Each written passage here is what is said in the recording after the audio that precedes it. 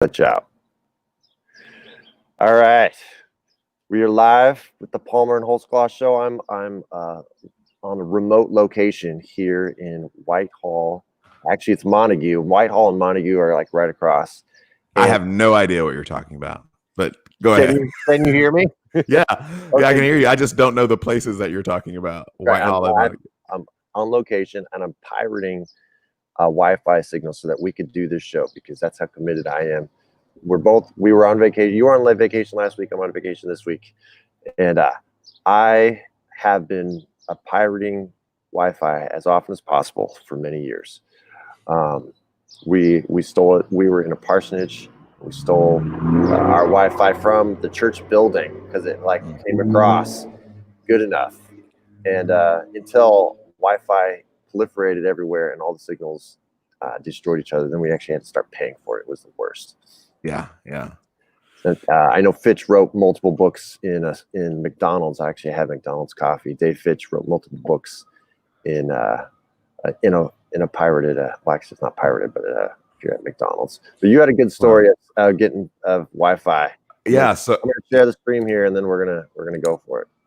Okay. Well, so Wi-Fi, as you and I know, because we are men of a certain age, has not been as ubiquitous as it once was. So when I was in graduate school, I'd have to go to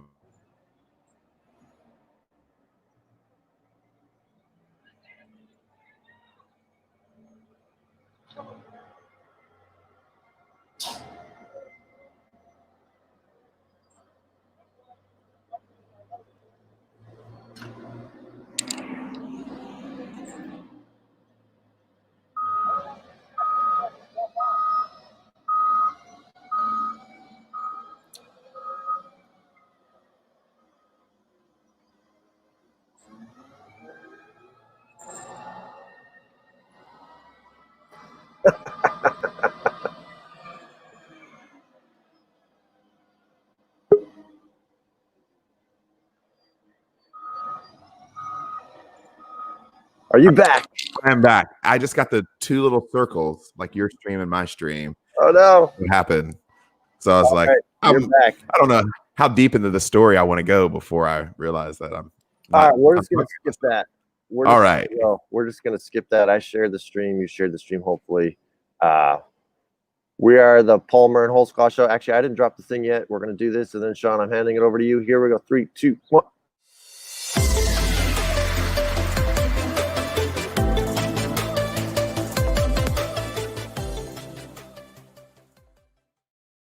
Welcome to the Palmer and Holsclaw show. Today is June 15th, 2020, a big day in everyone's life, a big day around the world, mostly because it's my birthday.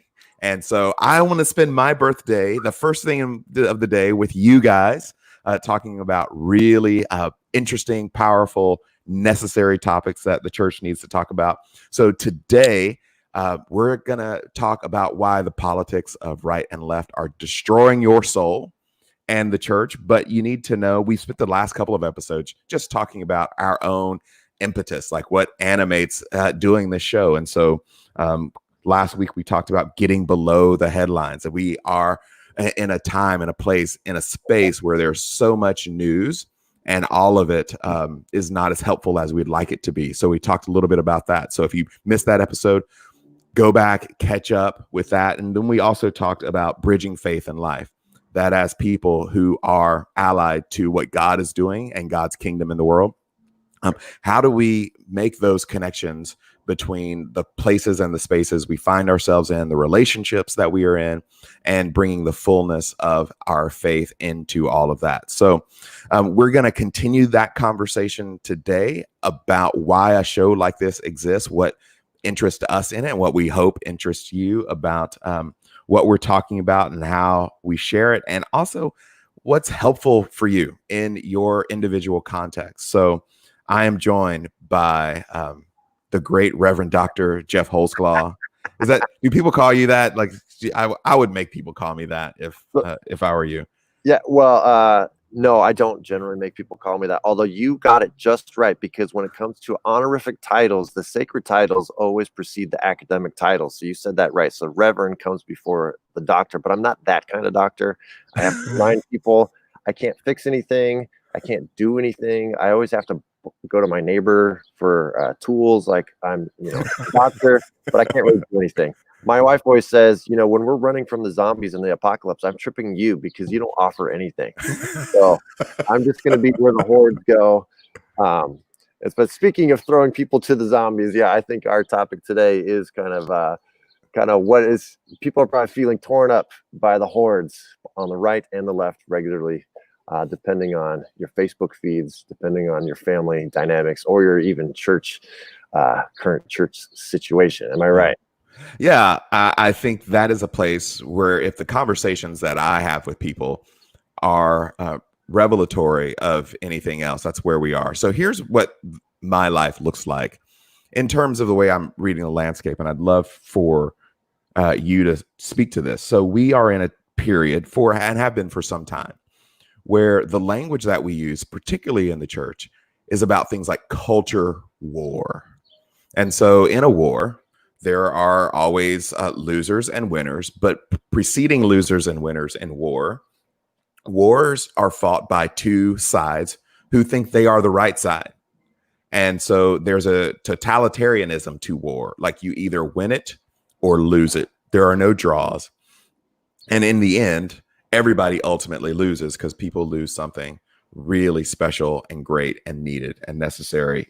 One of those things being their life. Then we have also rampant partisanship, where we now have the grid. And I don't know if it's always been like this. So I'd love to have some historical perspective, where people wake up in the morning, increasingly so, as a conservative or a liberal, and define their lives that way. You can check their bios and social media. And, it's like for a lot of us, top 3, top 5 things that we say about ourselves, that we conceive of ourselves fundamentally as a liberal or a conservative. So we've had folks at our church, I'm sure you've had folks at your church too, who have left the church because the church was too liberal. And what they meant by that was not that it was too theologically liberal, that it was too politically liberal. And what they meant by that was it didn't sound like what they thought Orthodox Christianity should sound like when it met politics. That's a long way to say what they think the politics are shapes what is Christian, not what Christian is shaping their politics. And we've had that on the other side too, folks who have left because the church was too conservative. And what they're getting that from is their liberal politics. They feel like the politics should shape their theology rather than the other way around. And you see it in another way that everything nowadays becomes politicized. So when you walk into a store during the COVID quarantine, like we are making assumptions about one another based on whether or not someone is wearing a mask, right? And like you're one of those people, regardless of whether you're wearing a mask or not. And there are significant number of people who are deliberately wearing or not wearing a mask to signal their politics. So something as even like a health crisis, like a virus knows no party, but we treat our responses to the virus very much do have a party and a party affiliation. So we have events like we've had in the last couple of weeks around policing, and almost immediately there is a left-right split. Like you can tell who's going to respond one way and who's going to respond the other, regardless of the facts of the matter, regardless of the history, regardless of whatever policy is around policing. So everything immediately becomes politicized. And so I wanted you to talk a little bit about why we are experiencing such incredible partisanship, where that's showing up for you, and help us think through what that means for us as Christian folks. Reverend Doctor. So yeah, you threw a lot out there, which I just love. And I think I'll just go straight to what I think some of the roots are, is that we in America, and even we as Christians, and we'll just stick with Christians because we're mostly focused on the church here in the show, is we're really a people still looking for an identity. And that I would say that our Christian identity has not gone far enough. And so our political identities are filling in those things. A lot of people have done studies, which you're well aware of, that we used to have values as a people, and then we would find the political parties that would express those values, because we have a worldview, and then we make political decisions based off of that worldview. But they're actually finding that the reverse is happening now, is that we find our identities in a political party, and then after the fact we kind of just adopt the values so that our party will win. So the value is just that our party would win. And so that really says that instead of having our identities in a worldview and as Christians, we are adopting just kind of a war mentality, as you were saying, and we just want to do whatever it takes to win. So for me, that speaks to kind of the deepest kind of parts of how do I find meaning?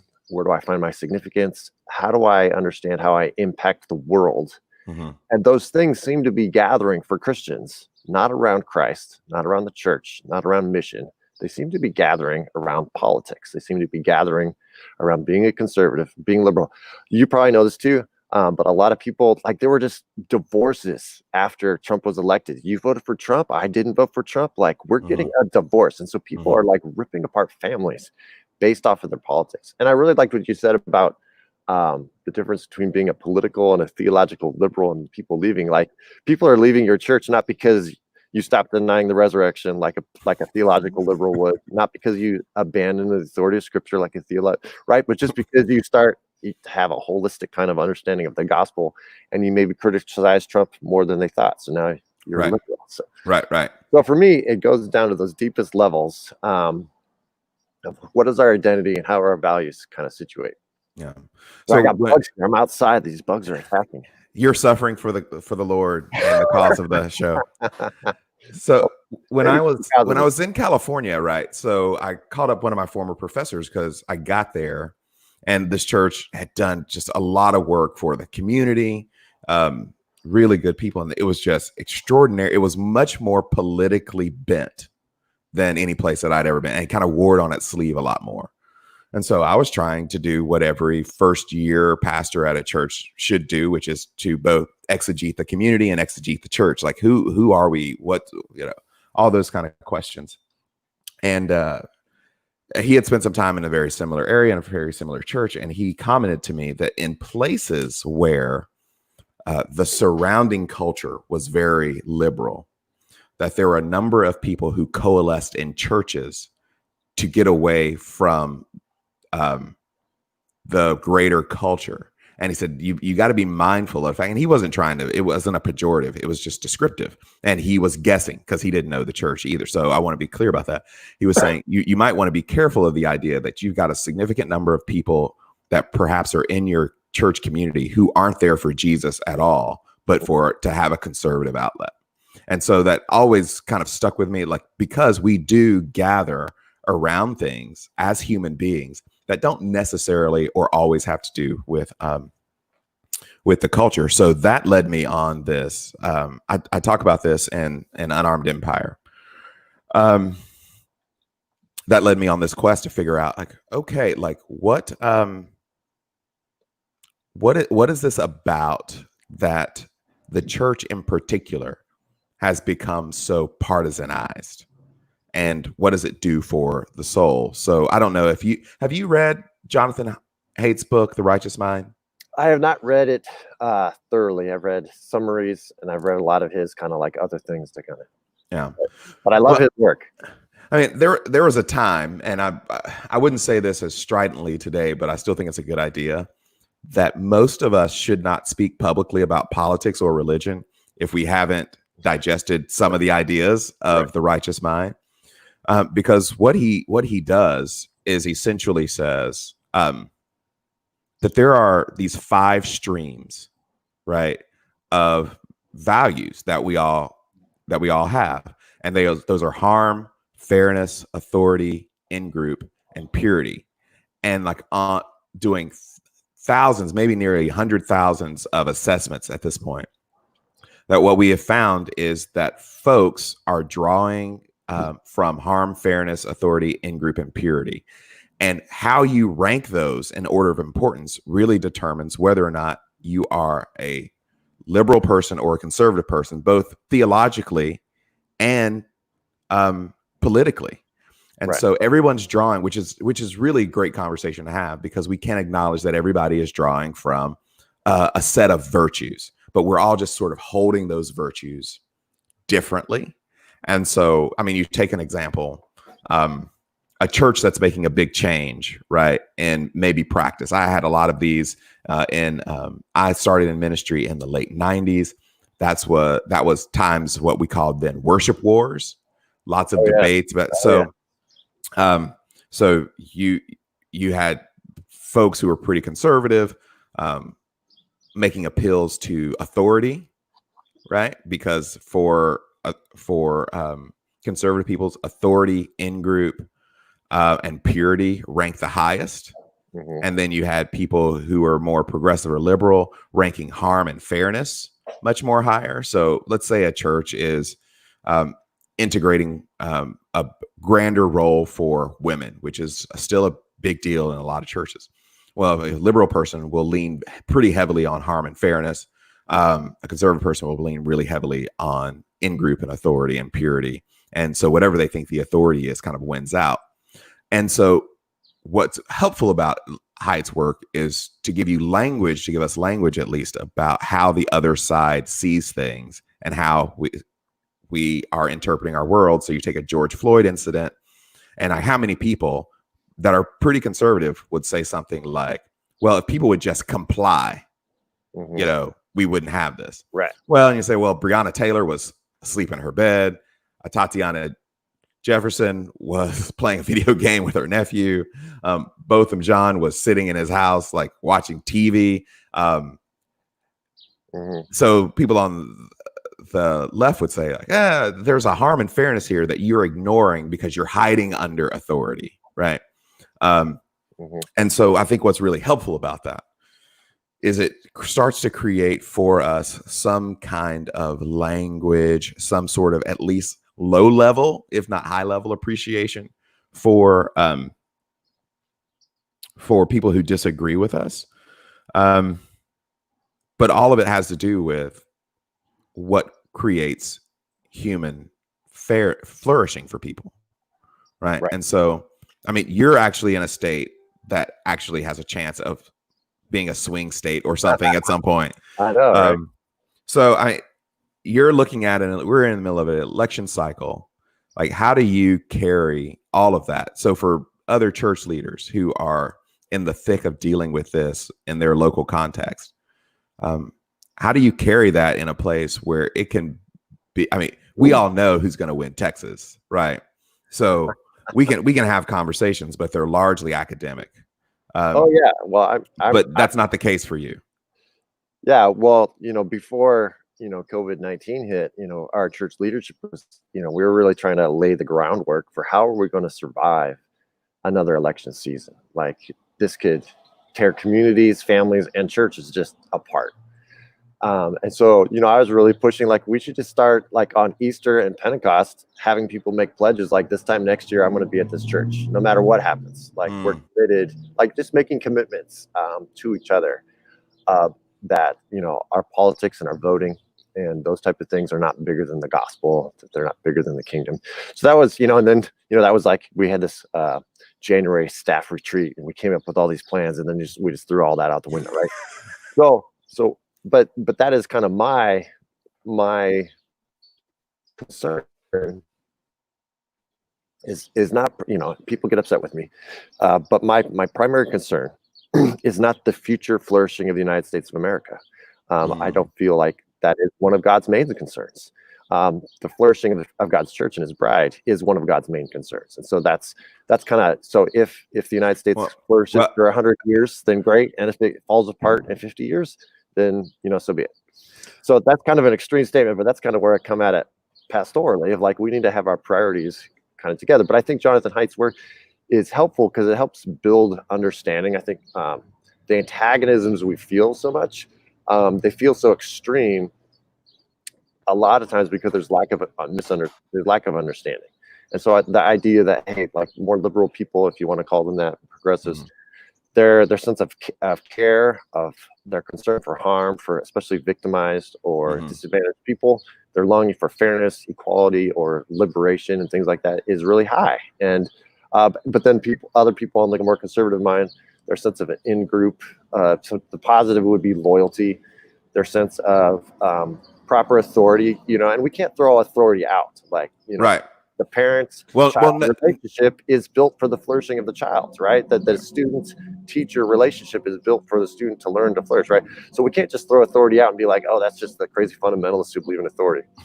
Um, so, but so well, no society or system can survive without all five of those things, without concerns about harm, fairness, in-group authority, and purity. I mean, like if you're going to drop any one of them, it would probably be in-group. I mean, I think that, but you've got to have, if if you have any one of those in excess, because even such a thing as like fairness. So I remember this story of a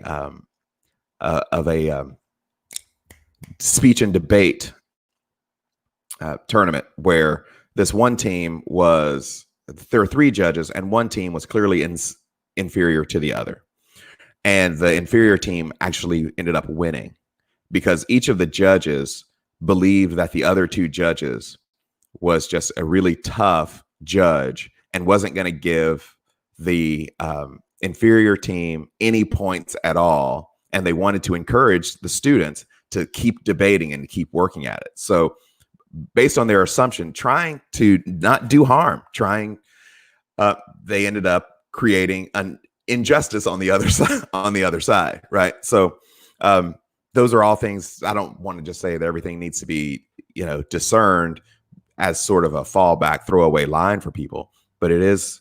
I think we need to be careful of the fact that, like, you throw out any of these values, and it starts to lean toward outcomes that we really don't want either. So none of them are dismissible, I don't think. And that's exactly it. When I read the Gospels, the whole Bible, it seems that the Bible tries to champion all those values and doesn't put them, play them off each other. Certainly, there's a huge value for the disenfranchised, for those who are neglected by the systems of the world. Israel is redeemed out of slavery, right? So you have all these stories about how God looks and sees the underdog and raises them up. That in our weakness, God is made strong. But there also is, a sense of authority, like pastors and elders and teachers are called, to a certain level. There were kings and judges and priests who were given, authority at us. And so, and then beyond that, and I know the conservatives say, and there's like a creation. The creation is set up in a certain way. There is order to creation. We talked about this in our early episodes about how, how do you transition from chaos to order, and God does that peacefully. So I think that was episode 2. And so how do we as Christians look to both the right and the left and say, hey, you guys have something right, but you're right, and we need to have that as a value, but not as an identity. So how can we do that as pastors, as Christians, as friends, and say, hey, what you value is a good thing, but it can't be an identity thing. It can't be the thing that we base our worth off. Yeah, and that's what I mentioned both yesterday in a discipleship group with our church here and today. Like, it really worries me when I look at someone's social media feed, and knowing that social media is just about that much of who a person actually is. And they have described themselves by political demarcations, which they themselves don't come up with. Like, they don't, but because they have adopted themselves. They have adopted that moniker as an identity to such a deep level that that's what they want people to know first about them, right? And I think that's really problematic. That's the destroying of the soul part, because here, guess what happens? Who are you in 4 years when the party platform changes? Mm-hmm. Who are you when your party, through either the accidents of history or deliberate planning, empowers an individual that is grotesquely antithetical to your professed beliefs, Well, a lot of people, some people have the wherewithal to say, I can't go with you there. But actually, most people don't. We excuse make, right? Like, well, and they do this, and that's, I believe, and I believe in saying yes where you can say yes. That's a principle that I live with. But I also believe in, like, when someone is comprehensively vulgar as a human being, that has a direct impact on who I am and how I am perceived with people that I am trying to reach for the kingdom. If I am supportive of a platform, party, or a person who is that vicious in their affect, demeanor, words, and actions. Does that make sense? Yeah. So as a church leader, what do you say? What's the role of the local church? What's our responsibility right now?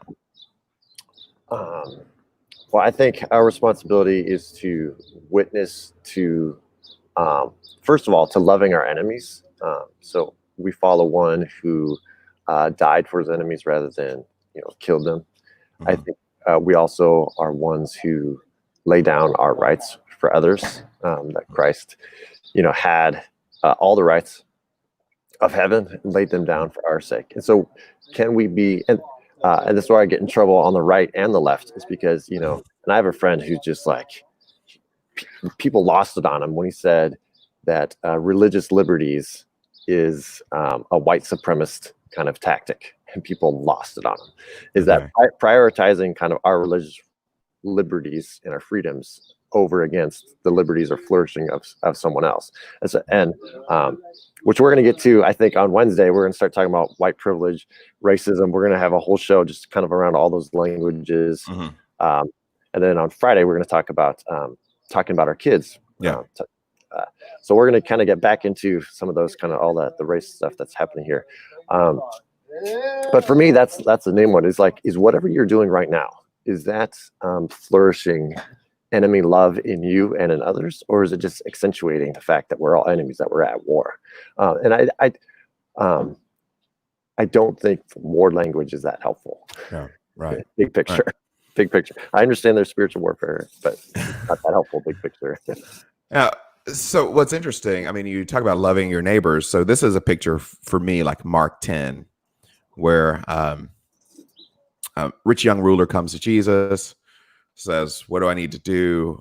Mark takes this little pause and says that Jesus looked at him and loved him. And he tells him this really hard thing, to sell all your possessions and give to the poor and then come follow me. Right. And I think what Mark is doing there with that little pause is that for humans to flourish, it takes a deliberate word spoken from love, right? And so what happens with human beings is oftentimes we say stuff and then we justify how it was loving after we've said it, right? And if you'd ask the person we said it to, they would be pretty quick to highlight, well, they didn't feel particularly loving to me, right? Right. Like we make up what love is after we have said our piece, gotten it off our chest. And I think that's the truth, and then say the love, right? Right. And the truth is whatever we want it to be at that time. So, and I think that's a real problem that Christians have to deal with in the 21st century, is that we just say some stuff and then we justify it as loving because we feel like our biggest concern is being able to express ourselves. Well, really quick about the love, and then I know you're landing the plane here. But I think we're talking about identity, and how identity truly gets lodged in us is not through the ideas that we have about the world, but it's rather through the loving relationships that we have. So when you said Jesus looked at him with love, that was Jesus transforming, at least attempting to transform his identity by drawing him into a new way of seeing the world. And like you said, like giving away his possessions was a way of identifying with a different group that he was not a part of. And so like our brains respond to love before they respond to like cognitive ideas. And so the question really is, when it comes to the politics, well, what do we love? What are we really loving here? Like, what is it that we love? Are we trying to love ourselves through our political affiliations? Or are we trying to love the world? And we can always say, I'm sure everyone says, oh, well, of course we're loving the world. That's why we support these policies. And it's like, well, because the way it's working in your life, it doesn't seem that way, because it's driving us further apart. Right. Yeah. So it's people, we over-identify with our ideas about the world and under-identify with the people in front of us. And that's a problem of human history and has been for human existence. Like, and so it's just like you said, like Jesus says, sell your possessions and give to the poor, not because Jesus needs the cash, right? Or he definitely wants the poor to benefit, right? And to be cared for. But what happens when you sell all your possessions is that you get to be poor. And so you get to join in solidarity with the other side. Mm-hmm. And so these are the things, though, that, it's counterintuitive, and you don't even hear a lot of messages about it. But it is drawing people into a loving relationship. It is identifying with the other side that saves your soul, rather than identify. The rich young ruler is concerned about his own flourishing, and Jesus says it's a concern about the flourishing of others. And even when that flourishing of others comes at your own personal expense, that's how you save that's how you redeem your soul, so to speak. We all know Jesus saves soul. I don't need to get a bunch of email about that. But I think everybody understands the context in which we're talking. So we have this system right now where a large swath of folks have given up principles in favor of partisanship. And we've got folks who, that story is really Jesus reminding us, teaching us that power is easier than participation, than fellowship, but it's not redemptive. And so for this idea, and I think this is what Jesus is getting after in Matthew 20, when he says the rulers of the Gentiles lord it over them, right? But not so with you. If your concern is power, you are moving away from the kingdom rather than toward it. And I think we see that over and over and over again, not just in America, but in the history of the world. But we can talk about this more on Wednesday. Yeah, for sure. Well, the questions of power go to questions of identity. When I teach church and culture, we talk about meaning, identity, and power, and how they all fit together. So I definitely think that's those are all wound up in there. And I was even thinking another topic for the future would be like kind of weaponized empathy. Is that there's actually a lot of different empathy is this big thing, that everybody's talking about. But I think it's actually getting twisted into in-group empathy and out-group hostility.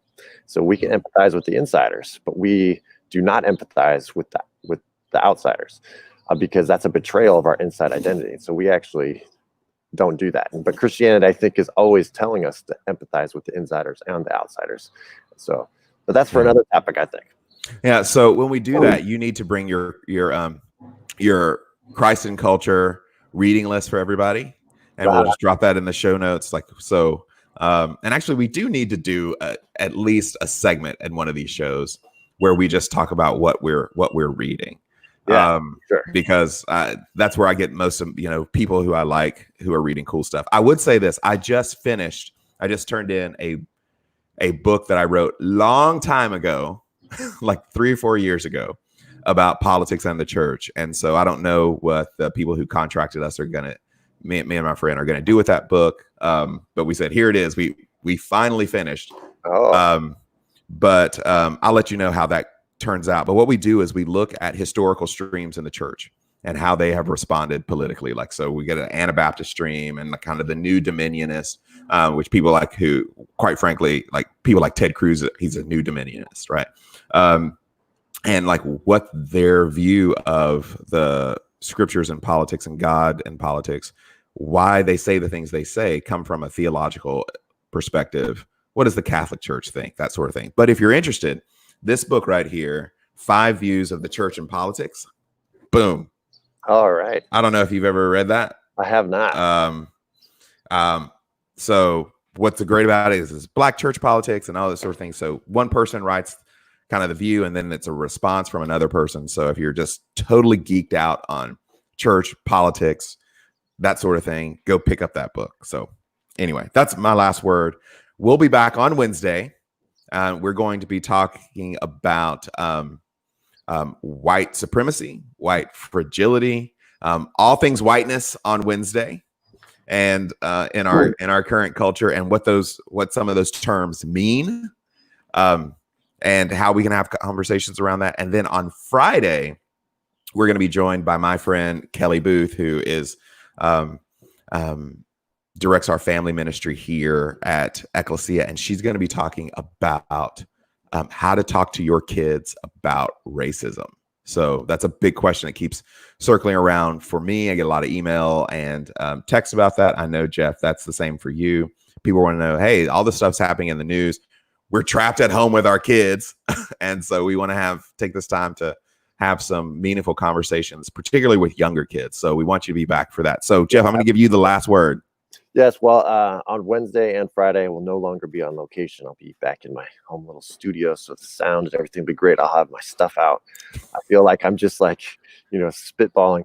But please do like and follow Missio Alliance on Facebook. That's how you get a lot of these updates, and they have a bunch of great resources they're pushing out. We're also on YouTube, the Palmer and Holsclaw Show, if YouTube is the way you watch stuff regularly. And there was one other thing I was going to say, and I forgot. It was, oh, well, it's good. Buy your book. Buy Geoff's book. It's on a totally different topic, though. It's all about God. Yeah. But yeah. And we'll get around to my book eventually, but thank you so much. Thanks for being here, Sean. Thanks for everyone that was here. And please share it with all your friends and family. Thanks. We will talk to you later. Bye. Thanks.